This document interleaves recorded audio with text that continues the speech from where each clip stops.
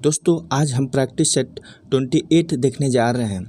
दोस्तों इससे पहले हम लोगों ने 1 to 27 प्रैक्टिस सेट कर चुके हैं। अगर आप अभी तक नहीं देखे हैं तो वो प्ले लिस्ट बना हुआ है, आप वहां जाकर 1 से लेकर 27 तक देख लीजिए। पता चलेगा कि आपका लेवल कितना अच्छा हो जाता है। क्योंकि प्रैक्टिस सेट करना इसलिए ज़रूरी है कि आप अगर नॉर्मल क्वेश्चन तो सही करेंगे ही, और अगर हार्ड क्वेश्चन भी आ जाए तो आप उसको आसानी से बना सकते हैं। इसीलिए प्रैक्टिस ज़रूरी है। दोस्तों इस चैनल से जुड़िए। इस चैनल पे प्रीवियस ईयर्स का क्वेश्चन पेपर, फिर कंप्लीट जो झारखंड से 40 नंबर का क्वेश्चन आएगा उसका भी कंप्लीट 100% ऑब्जेक्टिव क्वेश्चन दिया जाता है। अगर वो नहीं आप देखे हैं तो उसका भी प्ले लिस्ट मैराथन के नाम से बना हुआ है, आप वहां जाकर देख सकते हैं, जिसमें भूगोल और पर्यावरण का कंप्लीट ऑब्जेक्टिव दिया गया है और फिर जनजातीय विद्रोह तक का इतिहास में ऑब्जेक्टिव दिया गया है। उसमें डेली मैं 2-3 टॉपिक लाता हूं और उससे जो भी ऑब्जेक्टिव बनता है वो यहाँ पे प्रोवाइड किया जाता है। तो अगर आप अभी तक चैनल से नहीं जुड़े हैं तो आप ज़रूर जुड़िए, आपको ज़रूर बेनिफिट होगा। तो चलिए दोस्त अब हम स्टार्ट करते हैं। फर्स्ट क्वेश्चन है कि पीएम केयर्स फंड के न्यासी मंडल में झारखंड के कितने सदस्य हैं। दोस्तों पीएम केयर फंड्स जो है कब बना, तो हम लोग जानते हैं कि भारत में कोविड-19 महामारी के बाद जो है प्रधानमंत्री नागरिक सहायता और आपातकालीन स्थिति, जिसको हम शॉर्ट में पीएम केयर्स फंड कहते हैं, ये 28 मार्च 2020 को बनाई गई थी। कब? 28 मार्च 2020 को। डेट याद रखिएगा, 28 मार्च 2020 को। तो इसमें जो न्यासी मंडल है इसमें झारखंड के 3 सदस्य हैं। कितने सदस्य हैं? 3। और कौन कौन है? तो ये करिया मुंडा है, एक फर्स्ट में जो है करिया मुंडा है, दूसरका में है रतन टाटा और केटी थॉमस है। केटी थॉमस, करिया, रतन टाटा और केटी थॉमस, 3 सदस्य हैं। अगला है बिरसा मुंडा की जयंती पर उल्ली हाथू खूंटी पहुंचने वाले भारत के प्रथम राष्ट्रपति कौन है। तो दोस्तों हम अभी बिरसा मुंडा के बारे में कुछ जानने की कोशिश करेंगे। इसका आंसर तो आसान है, लेकिन बिरसा मुंडा के बारे में हम डिटेल से जानेंगे। दोस्तों बिरसा मुंडा का जन्म जो है 15 नवंबर 1875 को, यानी थर्सडे दिन के दिन, उस दिन क्या था? बृहस्पतिवार था। खूंटी जिले के उल्ली हाथू गांव में हुआ था। कहाँ? खूंटी जिले के। और इनके पिता का नाम जो है सुगना मुंडा था और माता का नाम करमी था। दोस्तों बचपन में ही बिरसा ने सरना से ईसाई धर्म की दीक्षा लिया था, दीक्षित हुआ था। किससे? सरना से। तो इनसे जो है ईसाई धर्म दीक्षित हुआ था। बाद में ये वैष्णव हो गए और आदिवासी से ये एक अपील की थी कि आप लोग जो है सिंह बोंगा की पूजा कीजिए, और इन्होंने जो है अपने आप को सिंह बोंगा का दूत बताया था। सिंह बोंगा का दूत बताया था। दोस्तों बिरसा मुंडा को सबसे पहले भगवान किसने कहा था? तो बिरसा मुंडा को सबसे पहले भगवान जो है एक थानेदार था, मृत्युंजय। क्या नाम था इनका? मृत्युंजय।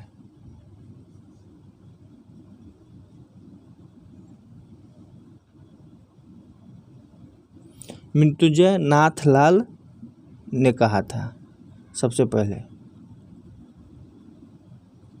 तो इसको भी याद रखिएगा दोस्तों, बहुत ही इम्पोर्टेंस है। सबसे पहले बिरसा मुंडा को भगवान किसने कहा था? तो मृत्युंजय नाथलाल, जो थानेदार था। ये तो अभी जो हमारे राष्ट्रपिता है द्रौपदी मुर्मू आए हुए थे। अगला क्वेश्चन है स्वच्छता सर्वेक्षण 2022 में झारखंड का जो है कौन सा स्थान प्राप्त हुआ।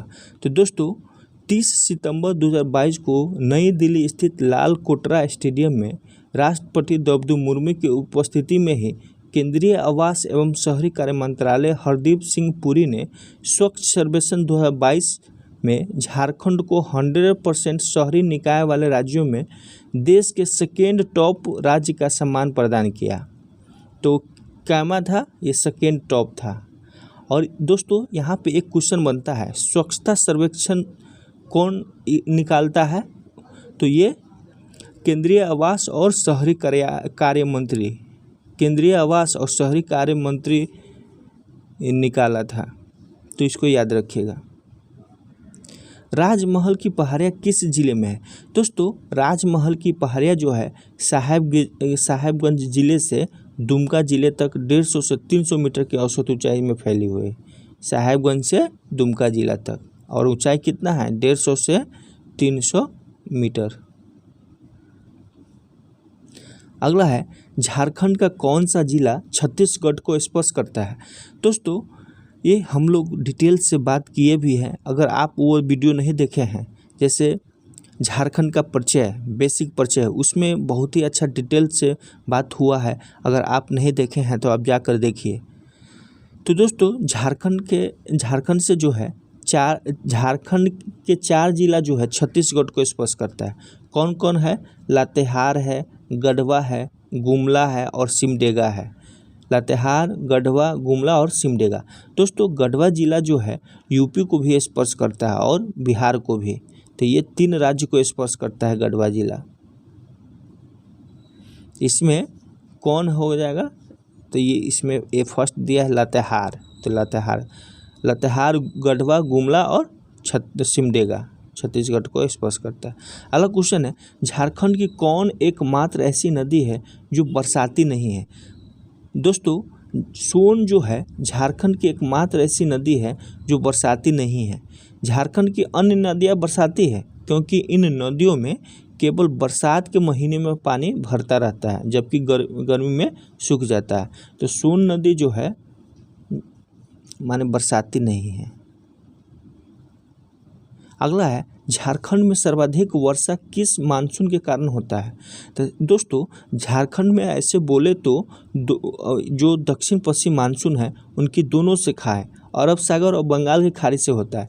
लेकिन जब सर्वाधिक का है तो ये बंगाल की खाड़ी हो जाएगा। अगला है, झारखंड में इनमें से किस खनिज का उत्पादन नहीं होता है?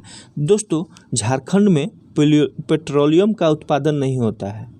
बाकी बात थोरियम, कोल और यूरेनियम की प्राप्ति होती है। यूरेनियम की प्राप्ति जो है जादूगोरा पहाड़ी से होता है।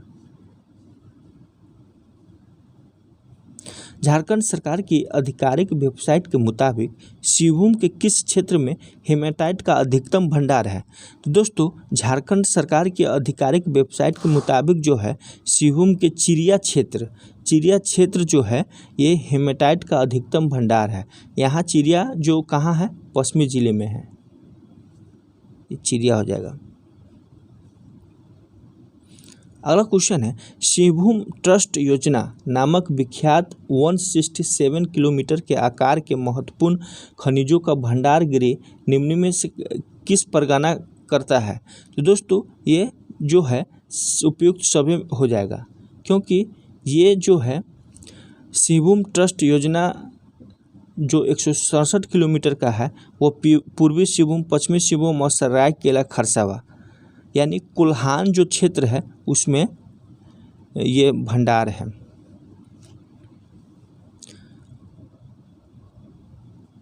अगला है, रोड्डा आर्म्स केस में दुमका के किस व्यक्ति को अभियुक्त बनाया गया था?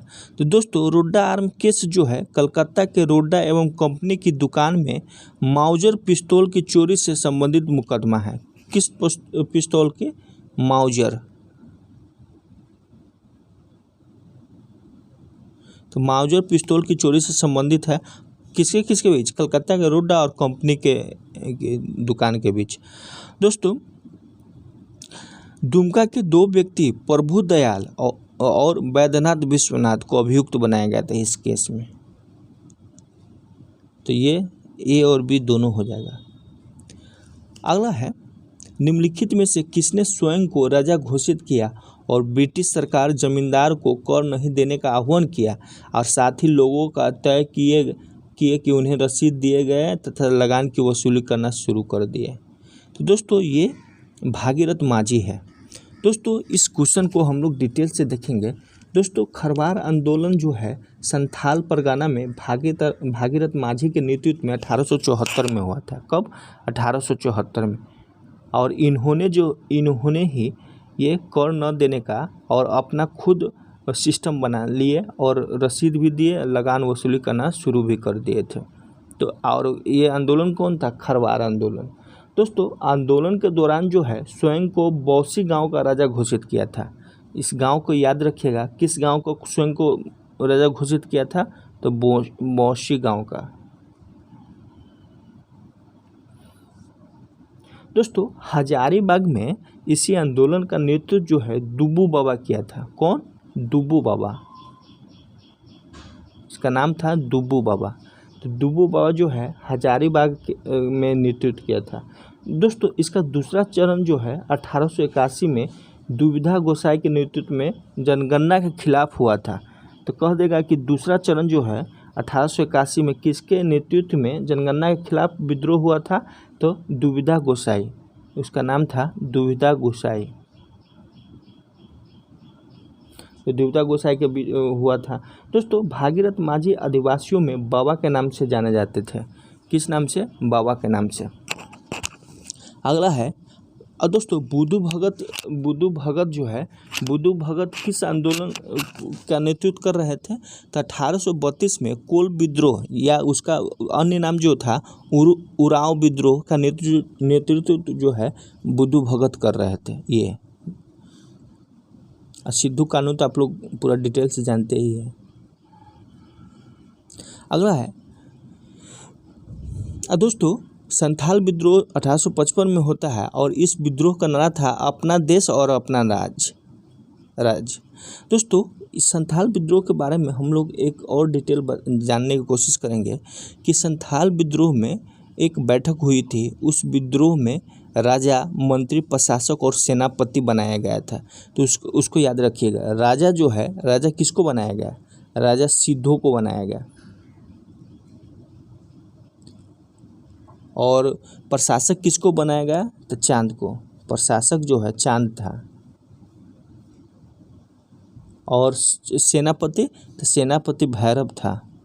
और मंत्री जो है कान्हू है। तो चारों पद याद रखिएगा, ये अभी तक नहीं आया हुआ है, में भी क्वेश्चन आ सकता है।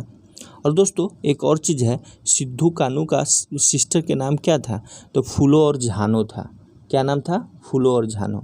हम इसके बारे में बता रहे हैं। फूलो और झानो जो है इनके सिस्टर का नाम था। और दोस्तों संथाल विद्रोह को ही कार्ल मार्क्स ने भारत की प्रथम जन क्रांति कहा था। ये भी याद रखिए कि कार्ल मार्क्स किस विद्रोह को भारत का प्रथम जन क्रांति कहा था? तो ये संथाल विद्रोह को, जो 1855 में सिद्धो कान्हू के नेतृत्व में हुआ था। अगला है 9 से 8 के छोटा नागपुर काश्तकारी अधिनियम के संबंध में निम्नलिखित में से कौन सा कथन सत्य है? सत्य बताना है। दोस्तों 1908 के छोटा नागपुर काश्तकारी अधिनियम के द्वारा खुटकटी, यानी खुटकटी का मतलब क्या होता है? यानी सामूहिक काश्तकारी, ये अधिकारों को जो है पुनर्स्थापित किया गया। और इसके द्वारा जो है बैठ बेगारी यानी बंधुआ मजदूर, बैठ बेगारी किसको बोलते हैं? बंधुआ मजदूर पर जो है प्रतिबंध लगाया गया और करों में कमी की गई, यानी लगानों में कमी की गई। तो इसमें से सारा सही हो जाएगा। दोस्तों एक और फैक्ट बताना चाह रहे हैं। दोस्तों इसमें एक फैक्ट है कि ये क्यों लाया गया। तो दोस्तों हम लोग जानते हैं कि बिरसा मुंडा का विद्रोह हुआ था और इस विद्रोह के परिणाम स्वरूप जो ही गुमला को और 1903 ईस्वी में खुट्टी को अनुमंडल बनाया गया। 1902 ईस्वी में जो है गुमला को और खुट्टी को जो है 1903 ईस्वी में क्या बनाया गया? अनुमंडल बनाया गया। और इसी का परिणाम स्वरूप जो है ना दोस्तों, बिरसा मुंडा के विद्रोह के परिणाम स्वरूप जो ही 1902 ईस्वी में गुमला और 1903 ईस्वी में खुट्टी को अनुमंडल बनाया गया। यानी 1902 में गुमला को और 1903 ईस्वी में खुट्टी को जो है अनुमंडल बनाया गया। और इसके परिणाम स्वरूप जो है 11 नवंबर 1908 को 11 नवंबर 1908 को जो है ये छोटा नागपुर काश्तकारी अधिनियम लागू हुआ 1908 को। तो ये किसका परिणाम था, इसको याद रखिएगा, ये बिरसा मुंडा के विद्रोह का परिणाम था। नौलक्खा मंदिर कहाँ स्थित है? तो दोस्तों देवघर स्थित नौलक्खा मंदिर, जिसे युगल मंदिर के नाम से भी जाना जाता है, जिसका निर्माण जो है 1936 ईस्वी में प्रारंभ हुआ और 1948 ईस्वी में बनकर तैयार हो गया था। 36 से 48। इस मंदिर के निर्माण में जो है 9 लाख रुपए की लागत आई थी, इसलिए इसे नौलक्खा मंदिर के नाम से जाना जाता है। यह राशि जो है चारुशिला देवी द्वारा दान स्वरूप प्रदान की गई थी। किनके द्वारा? चारुशिला, इसको याद रखिएगा, चारुशिला देवी द्वारा जो है दान के रूप में दिया गया था। और इस मंदिर की बनावट जो है बेलूर रामकृष्ण मंदिर के समान है। कहाँ? बेलूर रामकृष्ण मंदिर के समान है। इसका निर्माण जो है तपस्वी बालानंद ब्रह्मचारी के अनुयायियों ने कराया था। इसका निर्माण कौन कराया था? तपस्वी जो थे बालानंद ब्रह्मचारी के अनुयायियों ने कराया था। तो कहाँ पे नौलक्खा मंदिर थे? देवघर में। अगला क्वेश्चन है, महामाया मंदिर किस जिले में स्थित है? दोस्तों महामाया मंदिर के बारे में भी हम लोग अधिक जान चुके हैं। अगर आप प्रैक्टिस से देखे होंगे तो जरूर इसको सही करेंगे। दोस्तों गुमला जिले के हाफामुनि स्थित महामाया मंदिर का निर्माण जो है नागवंश के शासक गजघंट राय ने, कौन था नागवंशी राजा?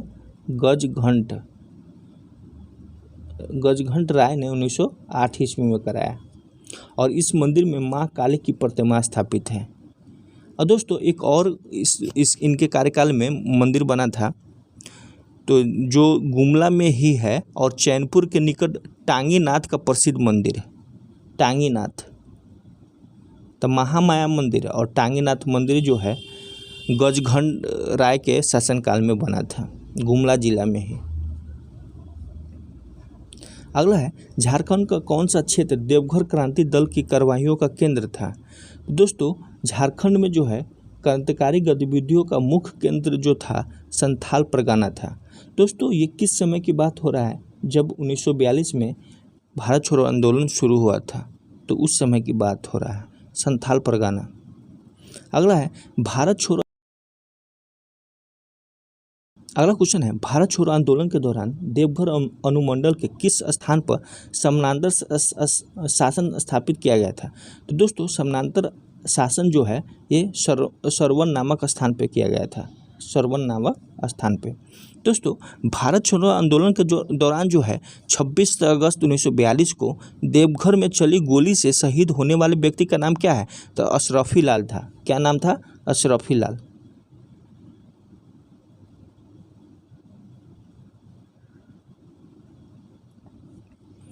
और दोस्तों और फैक्ट है, जैसे हरिराम गुटगुटिया जो है देवघर से ही साइक्लो स्टाइल बुलेटिन नामक पत्रिका निकालते थे, जो राष्ट्रीय संदेशों से ओतप्रोत थे। इनका नाम क्या था पत्रिका का? Cyclo style.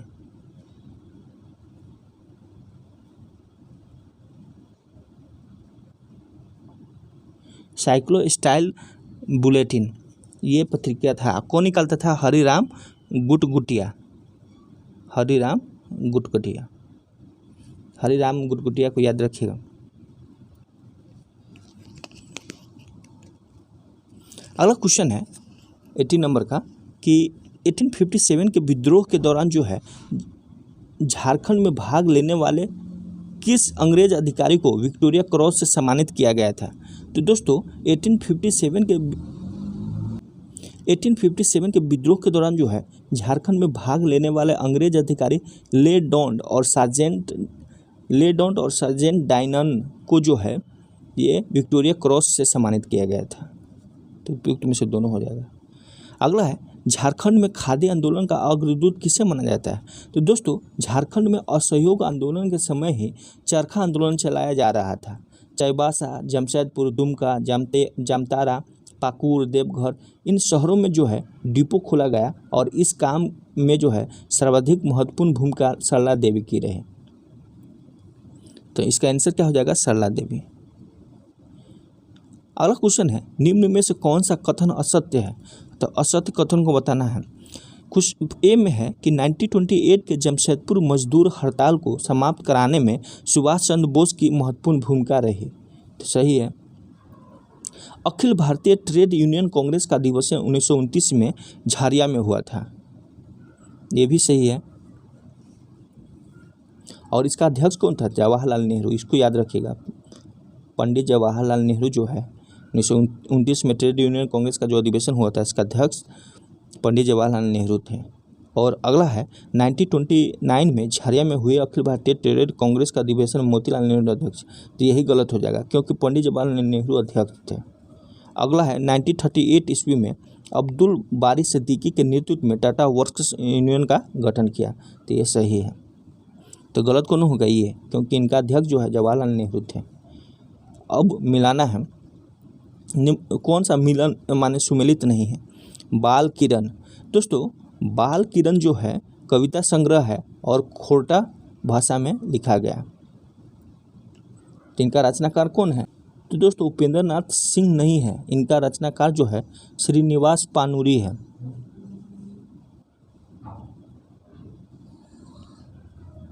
श्रीनिवास पानूरी, इन्होंने जो है बाल किरण और चीज़ लिखा, जैसे मेघदूत। मेघदूत जो है खोटा साहित्य है, और दिव्य ज्योति, बाल किरण, ये सभी जो है ये पुस्तक की रचना जो है श्रीनिवास पानूरी ने किया था। बाकी बात नागपुरी का फाग शतक, घासीराम सही है।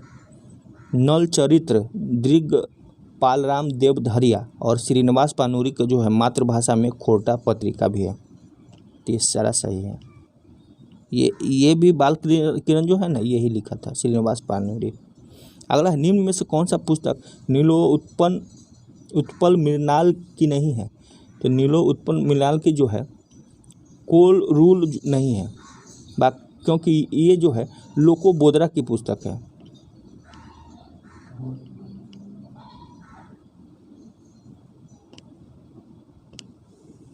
अगला क्वेश्चन है, महेंद्र सिंह धोनी के संबंध में निम्नलिखित में से कौन कथन असत्य है। दोस्तों ये झारखंड के सबसे बड़ा आयकर दाता है, सही है। इनका पैतृक गांव जो है उत्तराखंड के अल्मोड़ा में स्थित है। ये भी सही है, पैतृक गांव जो है अल्मोड़ा में स्थित है। और 2009 में झारखंड रत्न से सम्मानित किया गया है। तो दोस्तों ये कथन जो है असत्य है, क्योंकि महेंद्र सिंह धोनी को कब ये रत्न मिला था, 2007 में ही मिला था। और 2009 में जो है पद्मश्री, 2018 में जो है पद्म भूषण से सम्मानित किया गया था। और इनको जो है माही और कैप्टन कूल के नाम से भी जाना जाता है। तो ये 2007 में मिला था, न कि 2009 में। 2009 में तो इनको पद्मश्री मिला था और 2018 में Padma Bhushan. ICC decade of spirit of cricket award 2021 से सम्मानित किया था। ये सही है, तो ये गलत है। अगला है, रांची स्थित JSCA स्टेडियम में आयोजित प्रथम अंतर्राष्ट्रीय क्रिकेट मैच किन देशों के बीच खेला गया था। तो दोस्तों ये जो है भारत और इंग्लैंड के बीच खेला गया था, और इसमें भारत जीता था। अगला है, निम्न में से कौन सी झारखंड राज्य के लोक चित्रकला में से एक है। तो दोस्तों सोहराई झारखंड राज्य की एक मशहूर लोक चित्रकला है। इसे जियोग्राफिकल इंडिकेशन टैग यानी GI टैग प्रदान किया गया है। और सोहराई एवं कोहबर झारखंड की पहली कलाकृति है जिसे GI टैग प्रदान किया गया है। तो GI टैग 2 नृत्य को प्रदान किया गया है, उसको याद रखिएगा, सोहराई और कोहबर। सोहराई और कोहबर को जो है GI टैग मिला हुआ है। अगला है, आदिवासी त्योहार में पूजित कौन सा वृक्ष झारखंड राज्य का वृक्ष माना जाता है। तो ये सखुआ या साल भी बोलते हैं इसको। अगला क्वेश्चन है, झारखंड में निम्नलिखित में से कौन सी जनजाति स्थानांतरित कृषि की प्रथा से जुड़ी है। तो स्थानांतरित कृषि की प्रथा से जो है शौर्य पहाड़िया जनजाति जुड़ी हुई है। अगला है, शौर्य पहाड़िया बेरू गोसाई की पूजा किस प्राकृतिक शक्ति के रूप में करते हैं। तो दोस्तों शौर्य पहाड़िया जो है बेरू गोसाई की पूजा जो है सूर्य के रूप में करते हैं, और इनकी सर्वोच्च देवता जो है लहू गोसाई है। तो सूर्य के रूप में जो है बेरू गोसाई की पूजा होती है। अगला है, निम्नलिखित में से कौन सी जनजाति झारखंड की आधिकारिक अनुसूचित जनजाति की सूची में शामिल है? तो दोस्तों ये बिरजिया है। अगला है, झारखंड के जनजातीय समाज में सरहुल नामक शब्द किससे संबंधित है? तो सरहुल नामक शब्द जो है झारखंड में मनाया जाने वाला पर्व त्योहार से संबंधित है। अगला है, झारखंड की परिहिया जनजाति से संबंधित कौन सा कथन असत्य है? तो फर्स्ट है, बांस की टोकरी निर्मित करना और ढोल बजाना इनकी परंपरागत कार्य है। सही है। ग्राम पंचायत के मुखिया को महतो या प्रधान कहते हैं, ये भी सही है। और प्रतीकात्मक समाज में विश्वास रखते हैं, तो ये गलत है, क्योंकि दोस्तों ये जो है मात्र सत्तात्मक और समाज में विश्वास करते हैं, इनके समाज भी मात्र सत्तात्मक है। तो कौन जनजाति है? परिहिया जनजाति जो है मात्र सत्तात्मक है।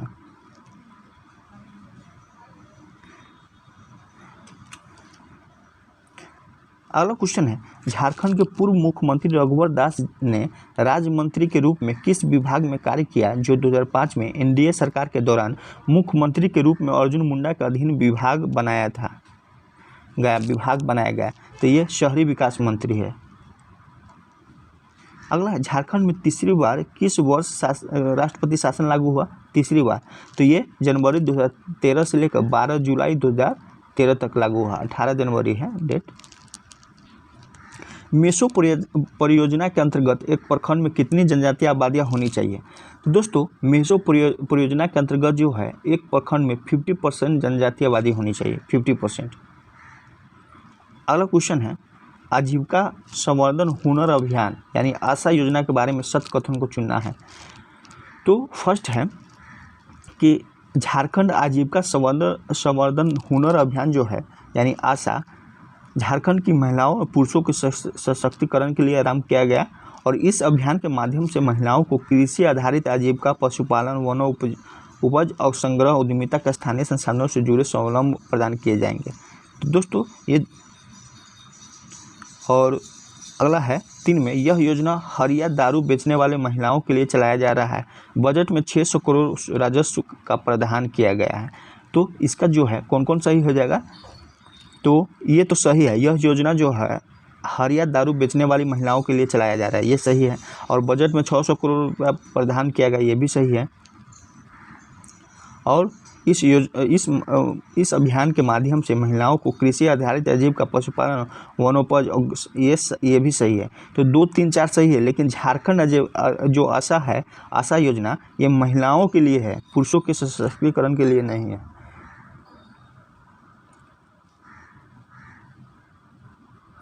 न कि पुरुषों, इसीलिए ये गलत हो जाता है। ये पुरुष नहीं, सिर्फ महिलाओं के लिए ये योजना संचालित किया गया है। अगला है, अंबेडकर तकनीकी छात्रवृत्ति योजना किस पाठ्यक्रम के लिए दिया जाता है? तो दोस्तों अंबेडकर तकनीकी छात्रवृत्ति योजना जो है मेडिकल और इंजीनियरिंग दोनों पाठ्यक्रम के लिए दिया जाता है। अगला है, झारखंड सरकार द्वारा विधवाओं के लिए भीमराव अंबेडकर आवास योजना कब शुरू किया गया? तो कब शुरू किया गया? ये 14 अप्रैल 2016 को शुरू किया गया। अगला क्वेश्चन है, झारखंड औद्योगिक पुनर्वास योजना के अंतर्गत जो है योजना राशि में राज्य सरकार की कितने प्रतिशत भागीदारी है? तो दोस्तों ये 100% भागीदारी है। अगला है, झूमर गीत कब गाया जाता है? तो झूमर गीत जो है पर्व त्यौहार के अवसर पर झूमर जो है राग में गाया जाता है, पर्व त्यौहार के अवसर पर। अगला है, सनाई किस प्रकार का वाद्य है? तो दोस्तों सनाई जो है ये मंगल वाद्य है। इसका प्रयोग जो है छऊ, पाइका और नौटुआ नृत्य में विशेष रूप से किया जाता है। यह शादी, विवाह, पर्व त्योहार आदि अवसरों पर बजाया जाता है। अब हम लोग सामान्य अध्ययन का क्वेश्चन देखेंगे। दोस्तों फर्स्ट क्वेश्चन है सामान्य अध्ययन का कि निसार पृथ्वी अवलोकन हेतु संयुक्त अभियान भारत के इसरो का सहयोगी संगठन कौन है? तो दोस्तों निसार जो है नासा और इसरो का पृथ्वी अवलोकन हेतु संयुक्त अभियान है। इसका उद्देश्य क्या है? तो इसका उद्देश्य है पारिस्थितिक असंतुलन, भूकंप, सुनामी इत्यादि का अवलोकन करना। तो नासा और इसरो का संयुक्त परियोजना है ये। अगला क्वेश्चन है, किस भारतीय नियामक प्राधिकार को हरित ऊर्जा पुरस्कार 2021 से सम्मानित किया गया है? तो इरडा का मुख्यालय जो है हैदराबाद में है और इरडा बीमा कंपनी के लिए नियामक प्राधिकरण संस्था है और इन्हीं को जो है ये हरित ऊर्जा पुरस्कार 2021 से सम्मानित किया गया है इरडा को। अगला क्वेश्चन है, निम्नलिखित में से कौन सा कालिदास की नहीं है? कौन कालिदास की नहीं है? तो कौन नहीं है? तो ये मृच्छकटिकम जो है कालिदास का नहीं शूद्रक का है। बाकी बाद अभिज्ञान शकुंतलम, रघुवंश, मालिका अग्निमित्रम ये कालिदास का है। तो ये मृच्छकटिकम किसका है? शूद्रक का है। दोस्तों एक क्वेश्चन पूछ रहे हैं कि कालिदास और भैरवी की चर्चा सर्वप्रथम किस माने अभिलेखों में किया गया है? इसको आप लोग कमेंट कीजिए। कालिदास और भैरवी की चर्चा जो है किस अभिलेखों में सर्वप्रथम किया गया है? इसका आंसर जो है आप लोग कमेंट कीजिए। अगर कमेंट करेंगे तो फिर हम इसका आंसर जो है बहुत अच्छा बताएंगे। अगला क्वेश्चन है कि किस संस्थान ने परीक्षा संगम नाम से एक पोर्टल लॉन्च किया है? तो दोस्तों ये CBSE है। CBSE जो है परीक्षा संगम नाम की एक पोर्टल लॉन्च किया है और इसमें क्या होगा? तो दोस्तों यह पोर्टल जो है परीक्षा से संबंधित सभी गतिविधियों के लिए वन स्टॉप डेस्टिनेशन के रूप में कार्य करेगा। इसके 3 भाग है, स्कूल, क्षेत्रीय कार्यालय और कार्यालय। जैसे स्कूल जो हो गया गंगा, क्षेत्रीय कार्यालय यमुना और कार्यालय जो है सरस्वती। इनके तर्ज पे जो है परीक्षा संगम पोर्टल लॉन्च किया गया है। अगला है, नई शिक्षा नीति 2020 को प्राइमरी स्तर पर लागू करने वाला देश का पहला राज्य कौन बना? तो देश का पहला राज्य जो है उत्तराखंड बना है। अगला है, हाल ही में खबरों में रहे रूस और यूक्रेन की राजधानी है। तो दोस्तों रूस और यूक्रेन की राजधानी जो है, रूस की राजधानी मास्को और यूक्रेन की राजधानी कीव। दोस्तों कीव के बारे में बहुत पूछा गया है, ज़्यादातर एग्जाम में आ रहा है, तो आप लोग इसको ध्यान रखिएगा। दोस्तों मिलान करना है, ये मुद्रा दिया हुआ है और इधर देश दिया है। रिंगगिट मुद्रा जो है कहाँ का है? तो ये मलेशिया का है और बहुत थाईलैंड का है। बहुत कहाँ का है? थाईलैंड के। और रुपया जो है इंडोनेशिया का है, रुफिया। वॉन जो है दक्षिण कोरिया का है। निम्नलिखित में से किस भारतीय राज्य की सीमाएं भूटान राष्ट्र के साथ नहीं मिलती है? तो दोस्तों भूटान के साथ सीमा साझा करने वाला भारतीय राज्य जो है, जैसे अरुणाचल प्रदेश है, असम है, पश्चिम बंगाल और सिक्किम है। भूटान को जो है लैंड ऑफ थंडरबोल्ट भी कहा जाता है। क्या कहा जाता है? Land of Thunderbolt. तो ये मेघालय नहीं होगा। अगला है, कौन सा विकल्प शास्त्रीय भाषाओं का है? कौन सा विकल्प शास्त्रीय भाषाओं का है? दोस्तों हिंदी शास्त्रीय भाषा नहीं है। भारत में कुल 6 है, जैसे तमिल, तेलुगु, मलयालम, माने साउथ का हो गया तमिल, तेलुगु, मलयालम, और एक संस्कृत, कन्नड़ और उड़िया भाषा को शास्त्रीय भाषा का दर्जा दिया गया है, हिंदी को नहीं दिया गया। तो हिंदी किस में है? तो इसमें। तो ये नहीं होगा, तो इसमें कौन हो जाएगा आंसर? इसमें आंसर जो है तमिल, तेलुगु और संस्कृत। याद रखिएगा 6 को मिला हुआ है। कौन कौन भाषा है? तमिल, तेलुगु, मलयालम और संस्कृत, कन्नड़, ओरिया। आपके बगल में उड़ीसा है, ओरिया को भी मिला है, और संस्कृत मलयालम को। अगला क्वेश्चन है, निम्नलिखित में से कौन सुमेलित नहीं है? फयान जो है चंद्रगुप्त द्वितीय के शासनकाल में आया था, सही है। भेनसांग हर्षवर्धन के समय आया था। मेगास्थनीज जो है अशोक के काल में आया, ये गलत है। दोस्तों मेगास्थनीज जो है सेल्यूकस निकेटर का राजदूत था, जो चंद्रगुप्त मौर्य के दरबार में आया हुआ था। इनकी पुस्तक का नाम क्या है? इंडिका। दोस्तों आप लोग बताइए कि इंडिका पुस्तिका में भारत के समाज को कितने वर्गों में बांटा गया था? ये आप लोग कमेंट कीजिए। तो मेगास्थनीज अशोक नहीं होगा, चंद्रगुप्त मौर्य होगा। और डायमेकस बिंदुसार, ये सही है। ये सही है, ये गलत है। अब मिलाना है पानीपत की लड़ाई। तो दोस्तों पानीपत की लड़ाई 1526 ईस्वी में हुआ था। कब? 1526 ईस्वी में। खानवा की लड़ाई कब हुआ? तो खानवा की लड़ाई 27 में हुआ। चौसा की लड़ाई 39 में, और कनौज की लड़ाई 1540 में। दोस्तों एक ट्रिक बताते हैं, उसको आप याद रखिएगा, डेट में कंफ्यूज नहीं होइएगा। एक ट्रिक है कि बाबर आया, पानी पिया, तो 26 में पानी पिया, पानीपत की लड़ाई हुआ। खाना खाया, तो खाना खाया 27 में।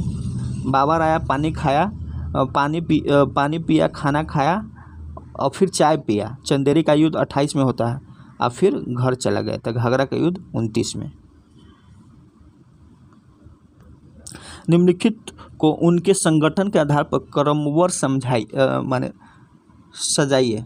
तो क्रमवार सजाना है तो बॉम्बे एसोसिएशन जो है 1852 ईस्वी में दादा भाई नौरोजी ने स्थापना किया था।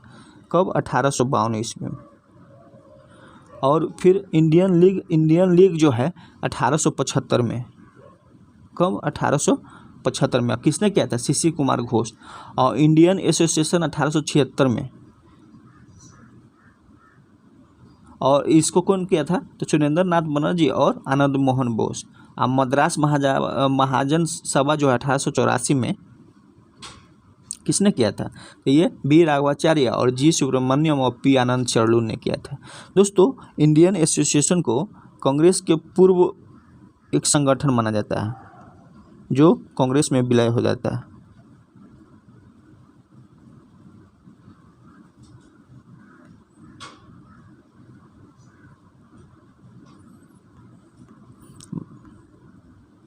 तो इसका आंसर क्या हो जाएगा? तो इसका आंसर जो है 1432 हो जाएगा। अगला है निम्नलिखित कथनों पर विचार करना है।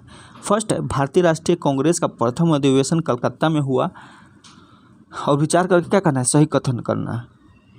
दोस्तों, इसमें फर्स्ट अधिवेशन जो है कलकत्ता में नहीं होता है। फर्स्ट अधिवेशन जो है 72 प्रतिनिधियों के साथ जो है 28 दिसंबर 1885 ईस्वी को बम्बई के गोकुलदास तेज प्रताप संस्कृत महाविद्यालय में हुई थी। और इनका संस्थापक अध्यक्ष कौन था? व्योम चंद्र बनर्जी और महासचिव ए.ओ. ह्यूम था। तो फर्स्ट गलत हो गया। दूसरा है, भारतीय राष्ट्रीय कांग्रेस का दूसरा अधिवेशन जो है दादा भाई नौरोजी की अध्यक्षता में हुआ। ये सही है।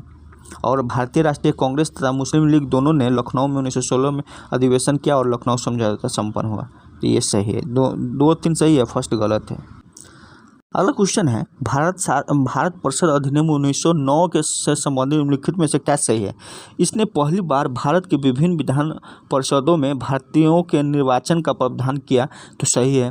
दूसरा है, इसने भारत में निर्वाचन प्रणाली की शुरुआत की तथा संसदीय व्यवस्था की नींव रखी, हालांकि यह मानव के इरादे के विपरीत थे। ये भी सही है। इसने मुस्लिमों को पृथक निर्वाचन का अधिकार प्रदान किया। ये भी सही है। 3 सही हो गया। अगला है, इसने द्वैत शासन की नींव रखी। तो दोस्तों, प्रांत में द्वैत शासन की नींव जो है 1919 के अधिनियम के थ्रू रखा गया प्रांत में, और संघ में बोले तो 1935 के अधिनियम के थ्रू। अब दोस्तों, प्रांत में द्वैत शासन को समाप्त जो है 1935 में कर दिया गया।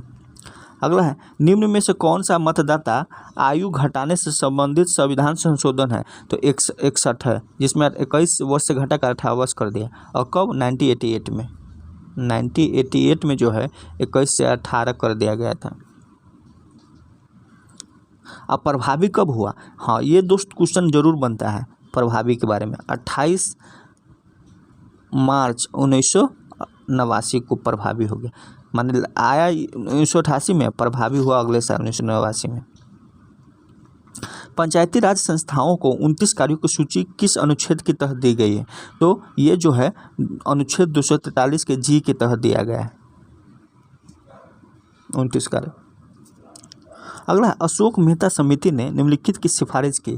तो अशोक मेहता ने पंचायती राज की द्विस्तरीय सरकार की सिफारिश की थी।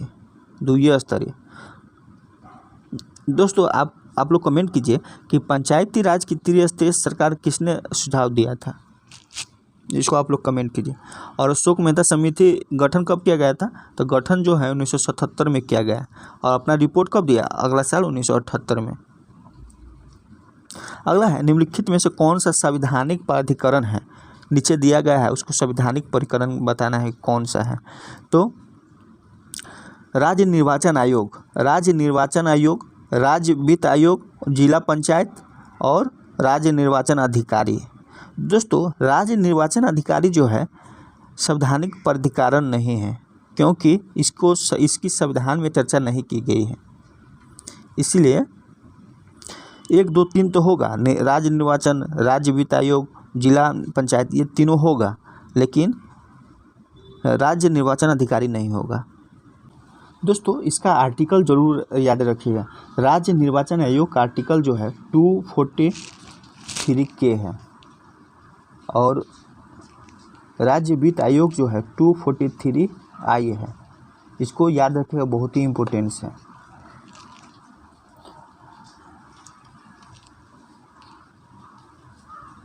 अगला क्वेश्चन है, निम्नलिखित राज्यों का उनके निर्माण के अनुसार जो है कालानुक्रम बनाएं और अंत में दिए गए कूट का प्रयोग करते हुए सही उत्तर का चयन करना है।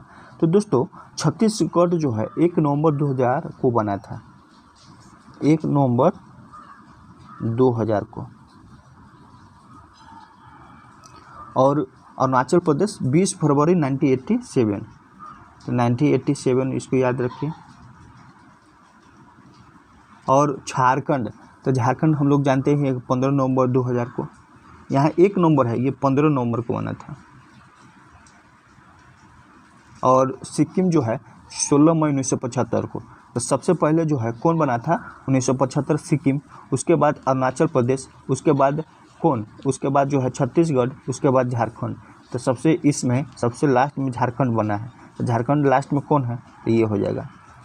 सबसे पहले सिक्किम बना 75 में, 87 में अरुणाचल प्रदेश, छत्तीसगढ़ 1 नवंबर 2000 को, झारखंड 15 नवंबर 2000 को बना।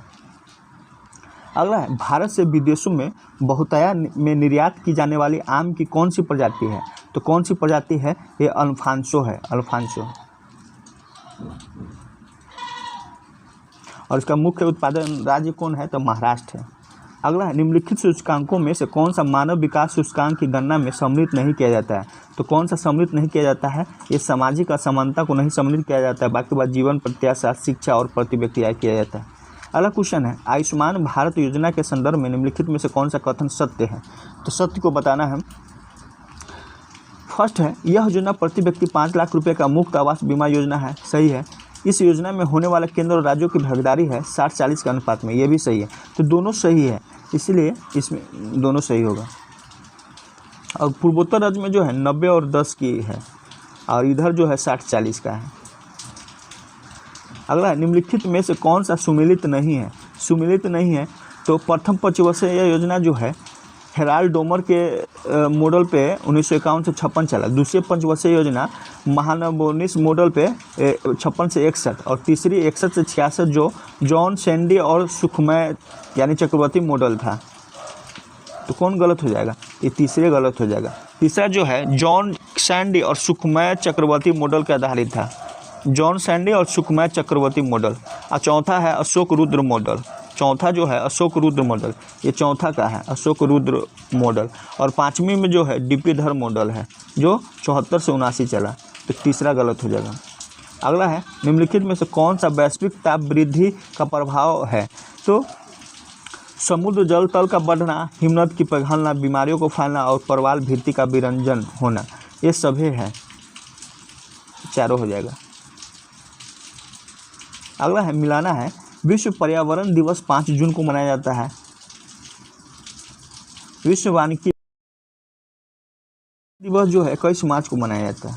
और विश्व पर्यावास दिवस, हैबिटेट दिवस जो है कब मनाया जाता है, तो अक्टूबर के प्रथम सप्ताह को मनाया जाता है, 4 अक्टूबर हो जाएगा। और विश्व ओजोन दिवस तो 16 सितंबर। अगला है, पश्चिमी भाग में हिमालय की श्रेणियों का दक्षिण से उत्तर की ओर निम्नलिखित में से कौन क्रम में सजाना है। दक्षिण से क्या कर रहा है, पश्चिम भाग में हिमालय की श्रेणियों को दक्षिण से उत्तर की ओर सजाना है। तो सबसे दक्षिण कौन हो जाएगा, तो सबसे दक्षिण जो है हो जाएगा शिवालिक होगा। इसके बाद लघु हिमालय, इसके ऊपर महान हिमालय। अगला है भील। तो भील जो है राजस्थान में पाया जाता है, भील जनजाति। संथाल तो हम लोग जानते हैं झारखंड में। और राजा घाट कहाँ है, फूलों का घाट जो है ये उत्तराखंड में है, तो राजी हो जाएगा उत्तराखंड में। लेप्चा सिक्किम में। अगला है कृष्णा की सहायक नदी कौन है, तो कृष्णा की सहायक नदी भीमा है। ब्रह्मपुत्र की सहायक नदी, तो ब्रह्मपुत्र की सहायक नदी तीस्ता। और गोदावरी की सहायक नदी जो है कौन है, इंद्रावती है। और यमुना की सहायक नदी चंबल है।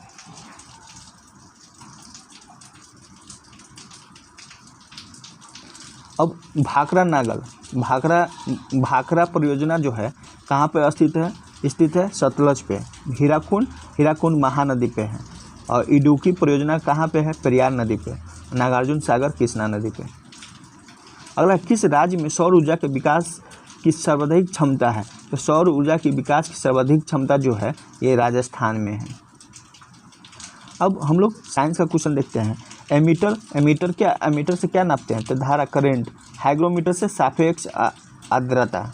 एमीटर से धारा यानी करंट और हाइग्रोमीटर से सापेक्ष आर्द्रता। स्प्रिंग तुला जो भार से संबंधित है और बैरोमीटर दाब से। अगला है, निम्नलिखित कथनों पर विचार करना है। फर्स्ट, किसी तत्व की पर घटना नहीं है सो बताना है। दोस्तों, केरोसिन दीप का उपयोग मुश्किल हो जाता है। नहीं दोस्त, केरोसिन तेल तो आराम से ऊपर जाता है जो डिबिया में यूज करते हैं। अगला है कोई मृदु पेय का उपभोग करने के लिए स्ट्रो का प्रयोग नहीं कर सकते हैं। तो दोस्तों ये कर सकते हैं। और स्याही सुख पत्र काम करने में विफल हो जाता है, ये भी गलत है, क्योंकि केशिकत्व जो है स्याही सुख पत्र काम करने में सफल होता है। बड़े पेड़ जिनमें हम अपने चारों ओर देखते हैं पृथ्वी पर नहीं उगते हैं, ये गलत है। तो गलत कौन कौन हो गया? गलत, केरोसिन तेल दीप मुश्किल नहीं होता है, स्याही शोक पत्र आराम से ऊपर जाता है, और बड़े पेड़ जिनमें हम अपने चारों ओर देखते हैं पृथ्वी पर नहीं उगते। तो 1, 3, 4 जो है गलत है। दोस्तों, केशिकत्व जो है एक मॉलिक्यूल से दूसरे मॉलिक्यूल में, फिर दूसरे मॉलिक्यूल से तीसरे मॉलिक्यूल में ट्रांसफ़र होता है। जैसे हम डिबिया जो लालटेन है, तो लालटेन का जो बत्ती होता है केरोसिन तेल को सूख कर धीरे धीरे ऊपर ले जाता है, वही केशिकत्व है। कैपिलरी इंग्लिश में बोलते हैं, कैपिलरी। अगला है, जब प्रकाश की किरण सघन माध्यम से विरल माध्यम में गमन करती है। तो दोस्तों, जब प्रकाश की किरण सघन माध्यम से विरल माध्यम में जाती है तो इसकी चाल बढ़ जाती है, यानी सघन से विरल में जाती है, यानी पानी से हवा में गया तो चाल बढ़ गया, जिसके कारण अविलंब से दूर भाग जाता है। और जब कोई प्रकाश की किरण विरल से सघन माध्यम में प्रवेश करता है तो इसकी चाल घट जाती है और यह जो इसका अविलंब जो है झुक जाता है। तो इसका आंसर क्या हो जाएगा? इसका आंसर हो जाएगा फर्स्ट हो जाएगा। इसकी चाल बढ़ जाती है, अविलंब से दूर भाग जाती है। कब? जब हम पानी से हवा में जाएंगे तो। दोस्तों, क्वेश्चन है 74 नंबर का कि दूरदृष्टि दोष वाले व्यक्ति के विषय में कौन सा कथन सही नहीं है। दोस्तों देखिए, दूरदृष्टि दोष में क्या होता है कि दूर की वस्तु दिखलाई पड़ती है लेकिन नज़दीक की वस्तु दिखलाई नहीं पड़ती है। दोस्तों, निकट दृष्टि दोष और दूरदृष्टि दोष दोनों में हम 3 चीज़ बताएंगे जो बहुत ही डीप में है, आप लोग उसको ज़रूर ध्यान रखिएगा। देखिए, एक है लेंस की गोलाई, एक क्या है? लेंस की गोलाई। लेंस की गोलाई जो है इसके बारे में बात करेंगे। फिर लेंस की फोकस दूरी एफ के बारे में बात करेंगे। फिर क्षमता के बारे में बात करेंगे 1/d के बारे में। और रेटिना के पीछे बनता है कि आगे बनता है उसके बारे में बात करेंगे। दोस्तों, दूरदृष्टि दोष में जो है लेंस की गोलाई कम हो जाती है, इसकी गोलाई कम हो जाएगी और फोकस दूरी बढ़ जाता है। जब फोकस दूरी बढ़ जाता है तो क्षमता घट जाता है। ये किस में होता है? ये दूरदृष्टि दोष में होता है, यानी लेंस की गोलाई घट जाता है, फोकस दूरी बढ़ जाता है और क्षमता घट जाती है। और दोस्तों, इस दृष्टि दोष में जो है वस्तु का प्रतिबिंब जो है रेटिना के पीछे बनता है। कहाँ? रेटिना के पीछे बनता है। और इसको हम लोग सही करने के लिए कॉन्वेक्स लेंस का प्रयोग करते हैं, यानी उत्तल लेंस का। तो दोस्तों, ये 3 चीज़ याद रखिएगा। गोलाई कम हो जाता है, फोकस दूरी बढ़ जाती है और क्षमता घट जाता है और रेटिना के पीछे बनता है। यही अगर निकट दृष्टि दोष में पूछें, इसका अपोजिट हो जाता है। लेंस की गोलाई बढ़ जाता है, फोकस दूरी घट जाता है, क्षमता बढ़ जाती है और रेटिना पर न बन कर रेटिना के आगे बनता है। तो दोस्तों, और उसका प्रयोग जो है निकट दृष्टि दोष को हटाने के लिए कॉनकेव लेंस का प्रयोग करते हैं, यानी अवतल लेंस का। तो देखिए, व्यक्ति दूर के पिंडों को स्पष्ट देख सकता है दूरदृष्टि में, ये सही है। फिर कह रहा है लेंस का नभ्यांतर, यानी लेंस की फोकस दूरी बढ़ जाता है। नभ्यांतर फोकस दूरी को बोलते हैं, अधिक हो जाता है, सही है। और क्षमता घट जाता है। और फिर कह रहा है निकट से पिंडों का प्रतिबिंब रेटिना के पीछे फोकस होता है। सही है, रेटिना के पीछे बनता है। अगला है इस दोष को ठीक करने के लिए अवतल लेंस का उपयोग किया जाता है। दोस्तों उत्तल लेंस का प्रयोग किया जाता है, नहीं कन्वेक्स लेंस का, और उसमें निकट दृष्टि दोष में अवतल लेंस का। दोस्तों एक जरा दृष्टि दोष होता है जिसको इंग्लिश में प्रेस बायोपिया कहते हैं, यानी वृद्धावस्था कहते हैं। यानी जरा दृष्टि दोष जो है ना दोस्तों वृद्धावस्था में होता है, और ये न दूर को देख पाता है न नज़दीक को देख पाता है। इसका निवारण जो है बाइफोकल लेंस के द्वारा किया जाता है। और एक एस्टिग्मेटिज्म होता है, यानी अविद्युक्ता होता है। यह दोष जो है नेत्र लेंस के क्षैतिज हॉरिजॉन्टल या वर्टिकल वक्रता में अंतर आ जाने के कारण उत्पन्न होता है। इसको सिलेंड्रिकल लेंस के द्वारा अलग करते हैं। वन होता जो कलर ब्लाइंडनेस होता है, ये हरे और लाल रंग को पहचान नहीं कर पाता है, तो इसमें डी सही हो जाएगा, मैंने गलत दिया हुआ है। अगला क्वेश्चन है एक्सोबायोलॉजी में निम्नलिखित में से किसका अध्ययन किया जाता है। तो दोस्तों एक्सोबायोलॉजी में निम्नलिखित में से ये बाह्य ग्रहों और अंतरिक्ष में जीवन का अध्ययन किया जाता है। अगला है निम्न में कौन सा अर्धचालक है। तो सेमीकंडक्टर कौन है। तो सेमीकंडक्टर जो है ये जर्मेनियम और सिलिकॉन है, 1 और 4। अगला है मिलाना है हाईटेक सिटी। तो हाईटेक सिटी एकमात्र है जो हैदराबाद में स्थित है। साइंस सिटी जो है कोलकाता को कहा जाता है। रॉकेट प्रक्षेपण केंद्र जो है कहाँ है। तो ये थुम्बा तुरंतमपुरम में है। केंद्रीय औषधि अनुसंधान संस्थान लखनऊ में है। अगला क्रोमेटोग्राफी की तकनीक का प्रयोग किया जाता है। तो क्रोमेटोग्राफी तकनीक का प्रयोग जो है ये एक मिश्रण से पदार्थ को अलग करने में किया जाता है। अब अगला क्वेश्चन देखते हैं। अगला है निम्नलिखित में से कौन सा एक युग्म सुमेलित नहीं है। जैसे दिया है जिंक कोलामाइन, तो सही है। आयरन हेमाटाइट, ये भी सही है। और कॉपर सिनेबार, दोस्तों कॉपर का सिनेबार नहीं होता है, कॉपर का क्यूपराइट होता है। एल्युमिनियम का बॉक्साइट, तो ये गलत है। अगला है निम्नलिखित कथनों पर विचार करना है। कांच पर उत्कीर्ण किया या खरोचा जा सकता है। किससे खरोचा जा सकता है। तो ये हाइड्रोफ्लोरिक अम्ल से और सांद्र सल्फ्यूरिक अम्ल से, दोनों हीरा से। दोस्तों हाइड्रोफ्लोरिक अम्ल और हीरा से। दोस्तों ये क्वेश्चन बहुत बार पूछा गया है कि हाइड्रोफ्लोरिक अम्ल से जो है कांच पे उत्कीर्ण किया जाता है। हीरा के बारे में तो सब आदमी जानता है, लेकिन हाइड्रोफ्लोरिक अम्ल के बारे में कोई जानता है, इसलिए आप याद रखिएगा। तो इसका आंसर क्या हो जाएगा, 1 और 2। अगला क्वेश्चन है वॉशिंग सोडा यानी धोने वाला सोडा सोडियम कार्बोनेट है। देखिए खाने वाला कहे तो बाइकार्बोनेट, धोने वाला कहे तो कार्बोनेट।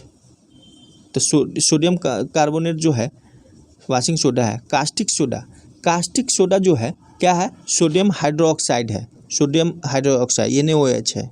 नीला थोता जो है, नीला थोता किससे है, तो सोडियम हाइड्रोक्साइड से है।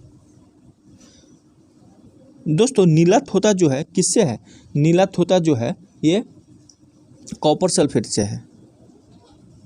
और हाइपो सोडियम थायोसल्फेट, हाइपो जो है सोडियम थायोसल्फेट से है। अगला है लिक्विड पेट्रोलियम गैस LPG के मुख्य अवयव है। तो LPG के मुख्य अवयव कौन है, तो इथेन, प्रोपेन और ब्यूटेन है। निम्नलिखित में से कौन सा एक कीट नहीं है। तो कीट नहीं है, तो मकड़ी जो है कीट नहीं है।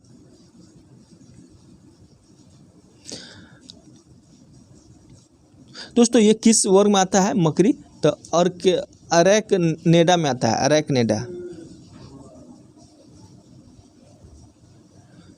अगला है प्रोटीन संश्लेषण में निम्न कोशिकांगों में से किनकी भूमिका सबसे अधिक महत्वपूर्ण है। तो ये अंतःद्रव्य जालिका और राइबोसोम का, एंडोप्लाज्मिक रेटिकुलम और राइबोसोम का। जो खुदरी अंतःद्रव्य जालिका होता है ना, उसी पे प्रोटीन संश्लेषण होता है। सेल क्रिया में ऑर्थोप्लास्टिक क्या है, तो सेल क्रिया में ऑर्थोप्लास्टिक जो है कूल्हे के जोड़ का प्रतिस्थापन है। अगला है 10 दिन से अधिक दिन तक उपवास करने पर लीवर पर क्या प्रभाव पड़ता है। तो लीवर पर क्या प्रभाव पड़ता है, ये ग्लूकोज का स्तर कम हो जाता है। अगला है मिलाना है विटामिन B1। विटामिन B1 क्या होता है, तो थायमिन है। B2 बोले तो राइबोफ्लेविन है, राइबोफ्लेविन। B6 है पायरोडॉक्सिन और B12 है साइनोकोबालिन है। अगला है संक्रमण से हमारे शरीर की रक्षा कौन करता है। तो संक्रमण से हमारे शरीर की रक्षा जो है ये कौन करता है, WBC। एड्रिनल कौन सा हार्मोन उत्सर्जित करता है, तो एड्रिनल जो है क्रोध भय खतरा वाला हार्मोन करता है। एस्ट्रोजन क्या है, तो एस्ट्रोजन स्त्रिया का हार्मोन है।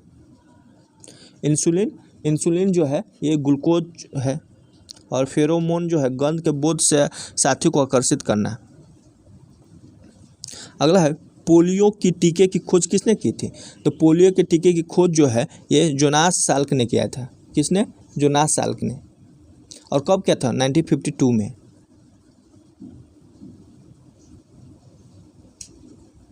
और इससे प्रभावित होने से क्या होता है, नर्वस सिस्टम इफेक्ट होता है।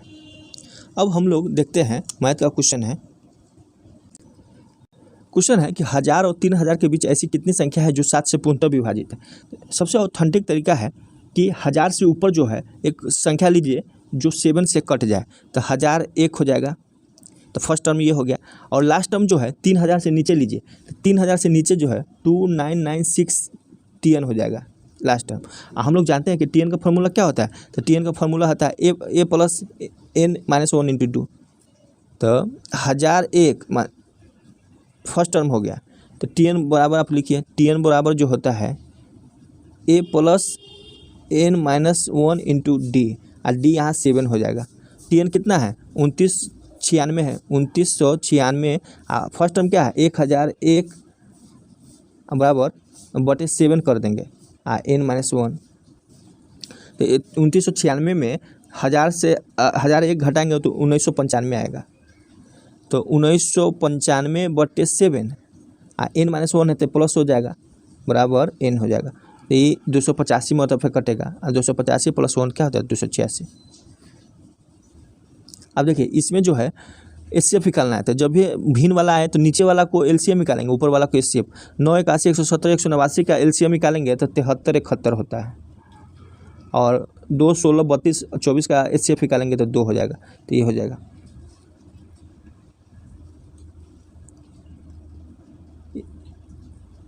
इसमें 2/10 बाहर आ जाएगा, प्लस 12 का होता है 12/10 आ जाएगा। ये 13 का होता है 13/10 आ जाएगा। ये 4 को 0 है तो 2 को 0 आ जाएगा, 3/2 को 0।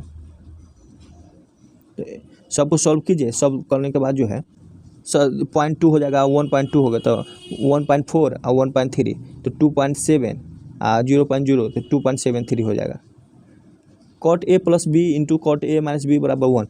दोस्तों ये 1 कब होता है, जब इसका एंगल का योग जो है 90 डिग्री हो।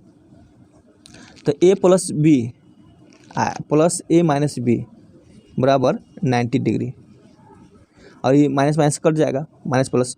और 2A बराबर 90 तो A बराबर 45 आ गया है। तो A बराबर 45 इसमें रखिए तो 15 दूना 30। cot 30 बराबर क्या होता है, cot tan 30 बराबर 1/√3 होता है। तो cot 30 बराबर √3 हो जाएगा। अगला है एक टावर 200√3 ऊंचा है, यानी टावर है और ये 200 मीटर है, ये 200√3 है और इसका एंगल बताना है। तो tan थीटा बराबर क्या होता है, P/B। तो √3 हो गया। तो √3 किसका वैल्यू होता है, 60 का। एक आयत क्षेत्रफल 60 इकाई और इसका परिमाप 34 लंबाई है। तो देखिए L × B दिया है 60, 2 × L + B दिया है 34। तो L + B क्या हो जाएगा, 17 हो जाएगा। तो L + B 17 हो गया। हम लोग जानते हैं कि विकर्ण बराबर √L² B² होता है। तो L + B के होल स्क्वायर निकाल लीजिए। L + B का होल स्क्वायर निकालेंगे तो L² + B² + 2LB हो जाएगा। 17 का स्क्वायर कितना, 289 -2LB है तो 120 घट गया। तो 289 में से 120 घटाइए तो 9 6 1 9 6 169 हो गया। 169 जो है क्या हो गया, एल स्क्वायर बी स्क्वायर बराबर 169। विकर्ण क्या होता है, रूट होता है, तो रूट लगाएंगे तो 169 का 13 हो जाएगा। एक कह रहा है कि एक वर्गाकार मैदान का क्षेत्रफल 7200 मीटर स्क्वायर है। एक साइकिल 4 किलोमीटर पर आवर की स्थिर दर से विकर्ण रूप से क्षेत्र को पार करने में कितना समय लगता है। तो पहले तो इसका हम भुजा निकालेंगे। तो वर्ग का क्षेत्रफल बराबर क्या होता है, ए स्क्वायर होता है, तो ए स्क्वायर बराबर 7200 है। तो ए बराबर कितना हो जाएगा, ए बराबर जो हो जाएगा 60√2 मीटर हो जाएगा। और विकर्ण बराबर क्या होता है, विकर्ण बराबर √2a होता है। तो √2a तो 2 गुने √2 तो 2 हो गया 60 के, तो 120 हो गया। तो 120 मीटर हो गया विकर्ण। और इस पर जो है ये 120 मीटर विकर्ण हो गया। स्पीड कितना है, 4 किलोमीटर। तो इसको मीटर पर सेकेंड में चेंज करेंगे, तो छोटा को छोटा से माने 5/18 से गुना करेंगे, ये स्पीड हो गया। और डिस्टेंस कितना हो गया 120, तो 120 में भाग दे देंगे तो क्या हो जाएगा, ये 2 हो गया, 9 हो गया, 9 ऊपर चला जाएगा, 5 से काट दीजिए, 24 पंचे 120, 12।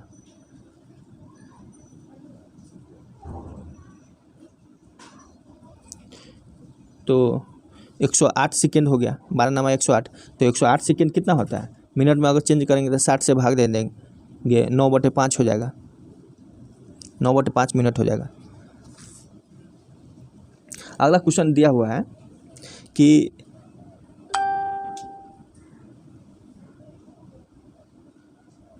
अगला क्वेश्चन दी गई आकृति में यदि PB बराबर 20 सेंटीमीटर, PB बराबर 20 सेंटीमीटर, OA बराबर 15 सेंटीमीटर, वृत्त और P के बीच की न्यूनतम दूरी ज्ञात करें। इसका न्यूनतम दूरी ज्ञात करना है। देखिए दोस्त, ये जो है दोनों त्रिज्या है, तो 15 सेंटीमीटर हो गया, 20 सेंटीमीटर, तो ये निकाल लेंगे। तो ये बराबर क्या होता है 20 स्क्वायर प्लस 15 स्क्वायर, तो 20 स्क्वायर OP बराबर क्या हो जाएगा √20 स्क्वायर प्लस 15 स्क्वायर, तो 225 400 625 हो गया। तो 625 किसका होता है 25 हो गया। और ये त्रिज्या को घटा दीजिए तो न्यूनतम दूरी आ जाएगा, तो 10 सेंटीमीटर हो जाएगा इसका आंसर। अगला क्वेश्चन है, अब देखिए इसको जो है ये √5 + 3 से ऊपर नीचे मल्टीप्लाई कीजिए, तो ये क्या हो जाएगा स्क्वायर हो जाएगा। तो 5a square plus b square plus 2 15 हो जाएगा। अब बटे a square minus b square हो जाएगा, तो 5 स्क्वायर माइनस 3 तो 2 हो जाएगा। तो 8 प्लस 2 √5 तो 4 इसका ये 5 3 8 हो गया, ये 2 हो गया। तो इसमें 4 2 को काटने के लिए 4 √15 हो जाएगा। आप देखिए मिलाइए, 4 √15 है, तो a बराबर क्या हो गया 4 हो गया, अब b बराबर 1 हो जाएगा। क्वेश्चन है कि एक स्कूल में लड़कों और लड़कियों की संख्या 5:7 के अनुपात में है और सत्र के दौरान जो है 8 और लड़के को प्रवेश दिया जाता है। लड़कियों और लड़कों का नया अनुपात 1:1 हो जाता है। शुरुआत में लड़कों और लड़कियों की संख्या कितना है। तो दोस्तों देखिए शुरू में 5:7 है, तो देखिए 5:7 है और 1:1 है, 8 लड़का आ जाता है। तो देखिए यहाँ पे लड़कों और लड़कियों की संख्या, तो 8 लड़का आता है तो 5 से 1 हो जाता है, 7 लड़की तो चेंज नहीं होता, तो इसमें 7 से मल्टीप्लाई करेंगे, तो 7 हो गया। तो चेंज कितना है 2 है, और 2 का वैल्यू क्वेश्चन में जो दिया है 8 दिया है, तो a का वैल्यू 4, तो a का वैल्यू 4 हो गया। तो ये कितना हो जाएगा,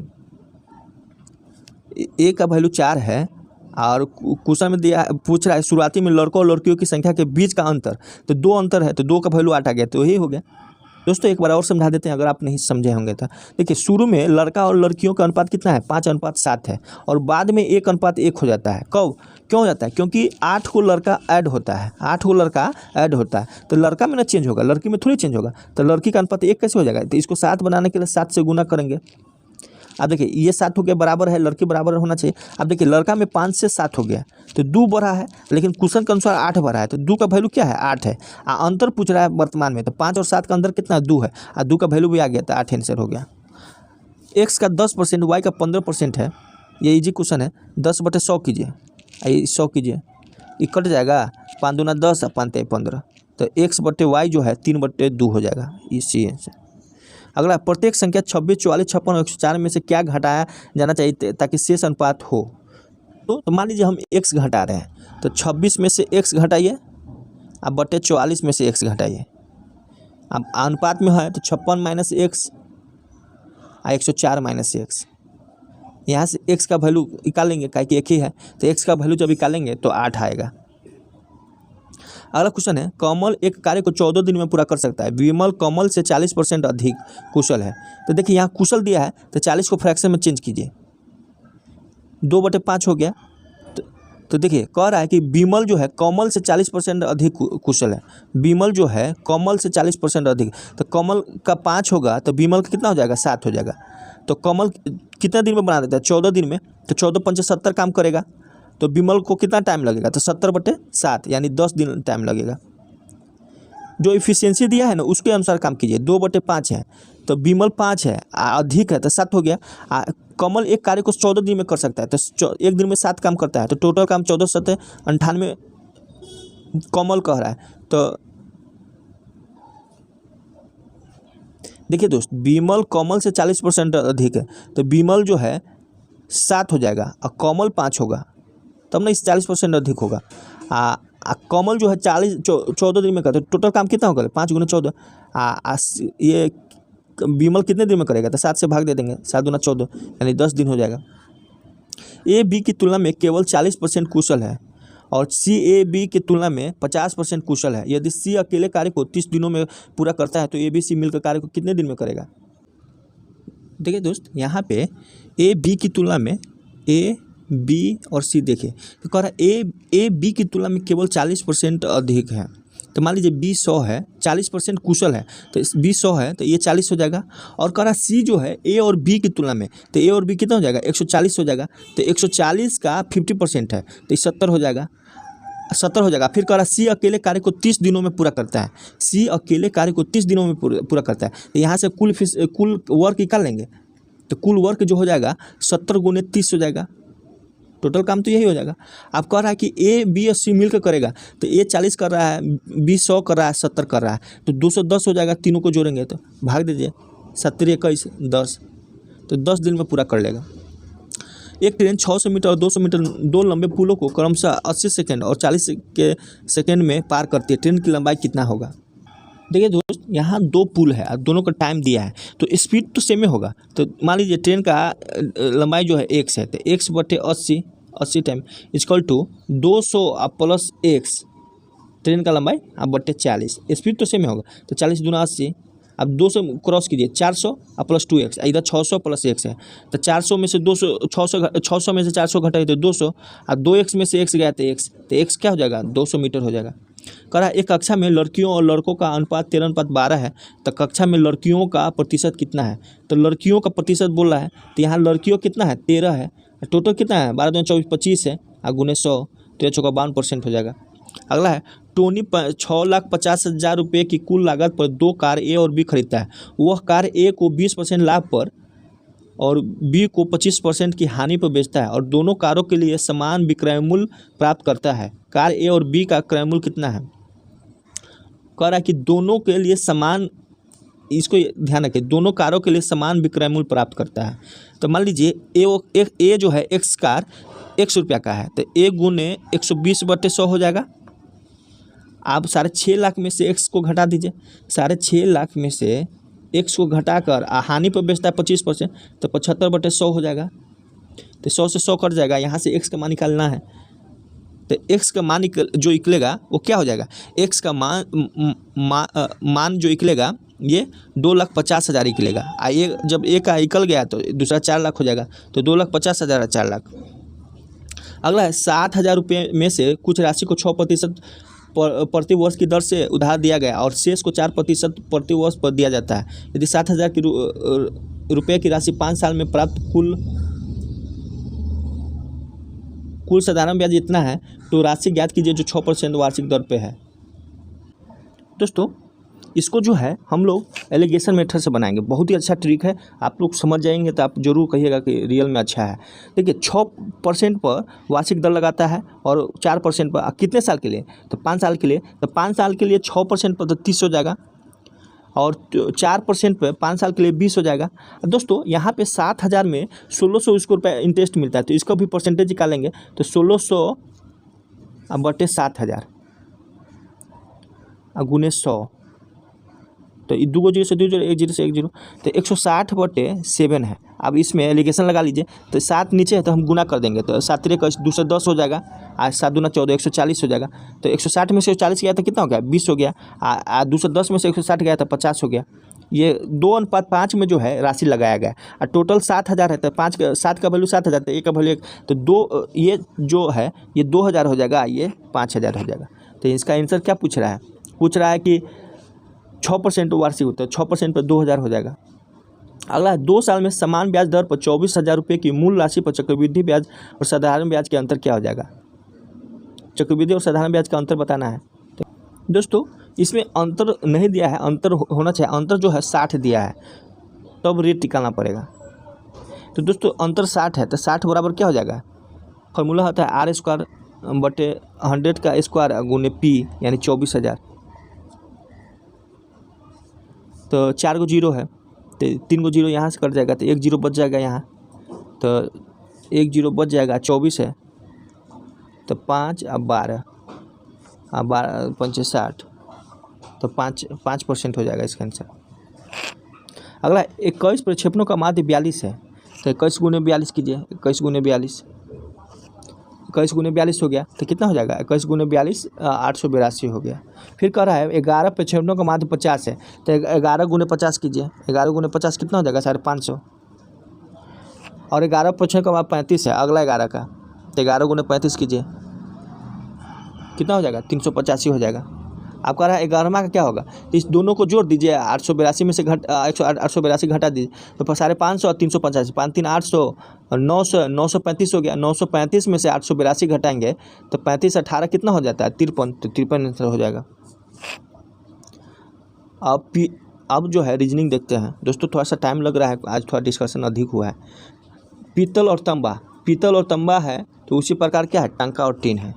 इसमें है 4 6 9, तो 4 का स्क्वायर प्लस 3 जो कीजिए, 4 का स्क्वायर प्लस 3, 4 का स्क्वायर प्लस 3 19, 6 के स्क्वायर 36 और 4 40, 9 के 81 और 9 90, तो इसका 90 आंसर हो जाएगा। अगला, एक पार्टी में लड़कों की तुलना में लड़कियों की संख्या आधी है और 1 घंटे बाद 5 लड़के पार्टी छोड़कर चले जाते हैं और 3 लड़कियां पार्टी में शामिल हो जाती है। 1 घंटा पहले पार्टी में कितने लोग उपस्थित थे। तो दोस्तों 1 घंटा पार्टी में पहले कितना, तो देखिए एक पार्टी में लड़कों की तुलना में लड़कियों की संख्या आधी है, लड़कों की तुलना में लड़कियों की संख्या आधी है। तो मान लीजिए लड़का x है, तो लड़कियां कितना हो जाएगा, x/2। 1 घंटे बाद 5 लड़के पार्टी छोड़कर चले जाते हैं, 5 चले जाते हैं और 3 लड़कियां पार्टी में शामिल हो जाते हैं, 3 लड़कियां शामिल हो गया और 1 घंटे पहले पार्टी में कितना लोग उपस्थित थे। तो x का मान यहाँ से निकालिए, तो x/2, तो यहाँ x/2, 5 3 8 16, तो कितना हो जाएगा इसका आंसर जो है ये 24 हो जाएगा। दोस्तों आप लोग ट्राई कीजिएगा, 24 होगा। इसका आंसर कितना हो जाएगा, 114 का, देखिए 3 4 6, 3 4 6, 3 2 5, 3 2 5, 6 को उल्टा क्या हो जाएगा, 6 को उल्टा 5 होगा। अब देखिए 17 23 16, 22 28 37 43 36, इसमें क्या हो रहा है, तो 17 + 6 23 होता है, 23 में से 7 गया तो 16, 22 + 6 28, 28 में से 7 गया तो 21, 37 + 6 बराबर 43 है, 43 में से 3 गया तो 36, तो 22 + 6 28, 28 में से 7 गया तो 21, 21 हो जाएगा। गेहूँ सरसों और गोभी, गेहूँ सरसों गोभी, गेहूँ अलग है, सरसों अलग है, गोभी अलग है, तो ये हो जाएगा। ये 21 है, तो IGG 245 है, तो बैक को क्या लिखेंगे, तो ये 1 गुने 21, BG 5 गुने 7 गुने 7, 5 गुने 7 गुने 7, तो 245 आएगा। बैक को क्या हो जाएगा, 2 गुने 1 गुने 11 गुने 5, 110 हो जाएगा।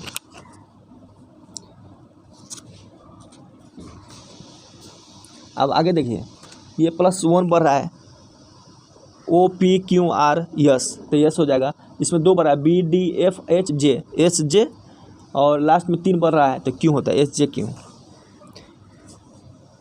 असमान कौन है, तो देखिए असमान इसमें क्या है, तो ये हो जाएगा, क्योंकि 26 - 50 बराबर 25 स्क्वायर +1 - 7 स्क्वायर +1, ये असमान है।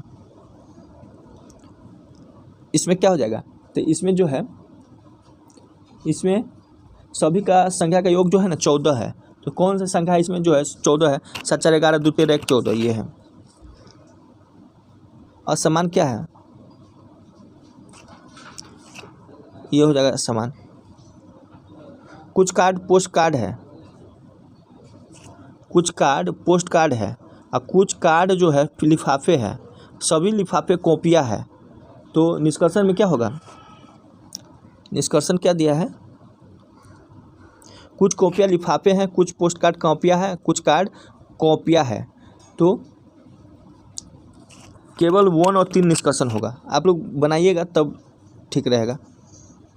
किसी कुट भाषा में नीडल को m इतना लिखा गया है। तो नीडल जो है माइनस, देखिए n को -1 कीजिए, e को +1 कीजिए, फिर e को -1 कीजिए और d को +1 कीजिए। इस तरह से करेंगे तो इसका आंसर जो है ये आ जाएगा। h को +1 hg, a को -1 तो माइनस, देखिए ए फर्स्ट वाला को माइनस, सेकेंड वाला को प्लस, फर्स्ट वाला को माइनस, फर्स्ट सेकेंड वाला को प्लस। डिक्शनरी का अनुसार समझाएंगे तो डिक्शनरी के अनुसार जो है सबसे पहले क्या आ जाएगा? इंट्रैक्शन आएगा, फिर आएगा इंटरजेक्शन आएगा, फिर इंटर्नशिप आएगा, तो डी आंसर हो जाएगा। कार्टेज प्रिंटर, मदरबोर्ड किससे संबंधित है? तो मदरबोर्ड जो है ये सेंट्रल प्रोसेसिंग यूनिट से संबंधित है। इसमें जो है किसको चेंज करके रखेंगे तो सेटिस्फाइड करेगा, तो गुना और प्लस को चेंज करेंगे तो सेटिस्फाइड करेगा। प्रियंका अक्षय का भाई है, सोनिया सक्षम की बहन है, अक्षय सोनिया का पुत्र, प्रियंका सोनिया से किस प्रकार संबंधित है? किस प्रकार संबंधित है? तो ये पुत्र होगा। अगर निम्नलिखित श्रृंखला में आने वाली अगली संख्या का चयन करें तो इसका देखिए 57 में 31 कैसे आएगा? -26 की है। फिर इससे क्या, इससे जो है -13 की है, और इसमें जो है 62 और 36 में -26, और इसमें यहाँ से जो आएगा -13। तो इसका आंसर क्या हो जाएगा? ये 23 हो जाएगा। कितने त्रिभुज है? दोस्तों त्रिभुज को काउंट कीजिएगा, आंसर हम बता दे रहे हैं 30 है। दर्पण में क्या करते हैं? पलट देते हैं। तो इसके अनुसार जो है कौन सा आंसर हो जाएगा? तो ये हो जाएगा। अगला है पीडी के कंप्यूटर माइक्रो प्रोसेसर तकनीक का प्रयोग करके डैश विकसित किए गए हैं। तो क्या विकसित किए गए हैं? ये तीसरी पीढ़ी माइक्रो प्रोसेसर जो चिप होता है उस तीसरी पीढ़ी का है। स्टोर्ड प्रोग्राम की अवधारणा की शुरू की गई थी। तो स्टोर्ड प्रोग्राम जो है ये जॉन वॉन न्यूमैन ने शुरू किया था। सिस्टम यूनिट क्या है? तो सिस्टम यूनिट क्या है? तो ये कंटेनर जिसमें इलेक्ट्रॉनिक कंपोनेंट्स रखे जाते हैं, सिस्टम यूनिट। अगला CPU कैच। तो CPU कैच के बारे में सत्य बताना है। तो CPU कैच से प्रोसेसर द्वारा संचालित रीड राइट क्रिया में मुख्य मेमोरी के बाद संपर्क किया जाता है। ये गलत है दोस्तों। CPU का प्रयोग जो है कंप्यूटर के द्वारा मुख्य मेन मेमोरी के आंकड़ों को एक्सेस करने में लगाने वाले समय और ऊर्जा को घटाने में किया जाता है, न कि रीड राइट में। अगला है स्कैनर। ये कौन सा इनपुट डिवाइस नहीं है? तो इनपुट डिवाइस कौन नहीं है? तो प्लॉटर जो है इनपुट डिवाइस नहीं है। बाकी बात स्कैनर और जॉयस्टिक इनपुट डिवाइस। लिनक्स क्या है? तो लिनक्स जो है एक ऑपरेटिंग सिस्टम का नाम है। अगला है मल्टीमीडिया में सम्मिलित हो सकता है। तो मल्टीमीडिया में कौन सम्मिलित हो सकता है? ग्राफिक्स, एनिमेशन, वीडियो, म्यूजिक और आवाज़। FSF का पूरा नाम क्या है? तो FSF का पूरा नाम जो है फ्री सॉफ्टवेयर फाउंडेशन है। अगला है डैश का प्रयोग डॉक्यूमेंट और स्टोर करने के लिए, प्रोग्राम को स्टोर करने के लिए किया जाता है। किसका प्रयोग? ये फाइल का।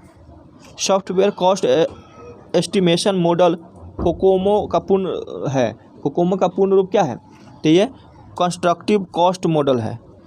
C++ एक है। C++ एक क्या है? तो ये हाई लेवल लैंग्वेज है। अगला है एक कंप्यूटर की स्मृति सामान्य तौर पर किलोबाइट अथवा मेगाबाइट के रूप में व्यक्त की जाती है। एक बाइट बना होता है। तो एक बाइट किसका बना होता है? ये 8 द्विआधारी अंकों का। अगला वीडियो कॉन्फ्रेंसिंग है। तो वीडियो कॉन्फ्रेंसिंग क्या है? तो दूरसंचार प्रौद्योगिकी का उपयोग करते हुए वीडियो कॉल का प्रचालन। WLL का अर्थ क्या होता है? तो WLL का अर्थ है कि वायरलेस इन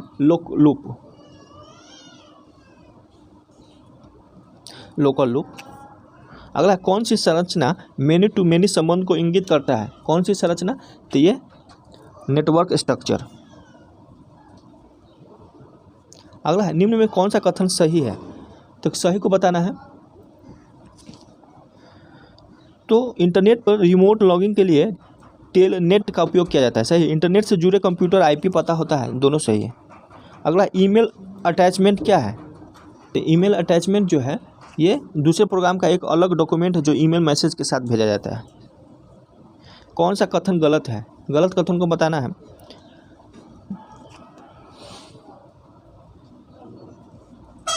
अगला माइक्रोसॉफ्ट वर्ड में फ़ॉन्ट संवाद बॉक्स खोलने के लिए कीबोर्ड शॉर्टकट Ctrl+D यूज करते हैं, सही है। माइक्रोसॉफ्ट वर्ड दस्तावेज में प्रोग्राम को मध्य संरेखित करने के लिए कीबोर्ड शॉर्ट Ctrl+E करते हैं, दोनों सही है। MS वर्ड में टेक्स्ट को मिटाया जा सकता है, तो MS वर्ड पर लिखे किसी टेक्स्ट को मिटाने के लिए जो है पहले पूरे टेक्स्ट मैटर को चयनित करके फिर डिलीट कुंजी को दबाकर मैटर को मिटाया जा सकता है। इसके अतिरिक्त जो है MS वर्ड के टेक्स्ट मैटर को मिटाने के लिए कुछ शॉर्टकट कुंजी का भी प्रयोग किया जा सकता है, जैसे control back space, control delete, तो ये सब है। इसका आंसर क्या हो जाएगा? बी हो जाएगा। अगला है DBMS एक तालिका के कॉलम को क्या कहते हैं? एक तालिका के कॉलम को क्या कहते हैं? ये एट्रीब्यूट बोलते हैं। चलिए दोस्त, थोड़ा सा टाइम अधिक लग गया, डिस्कशन अधिक हुआ। चलिए दोस्त, थैंक यू। आप लोग देखिए, लाइक सब्सक्राइब और कमेंट कीजिए।